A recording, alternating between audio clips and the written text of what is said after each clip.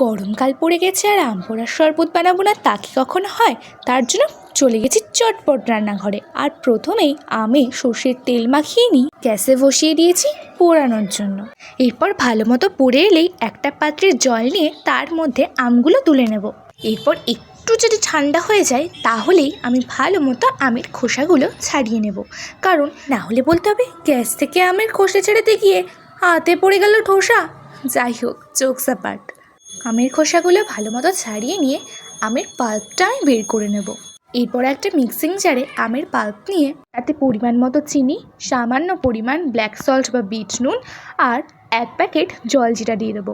এরপর বেশ কয়েকটা আইস কিউব দিয়ে পরিমাণ মতো জল দিয়ে ভালোভাবে মিক্স করে নেব। তারপর আর কি, গ্লাস স্টিলের ঠান্ডা ঠান্ডা আম পোড়ার শরবত পরিবেশন করার পালা।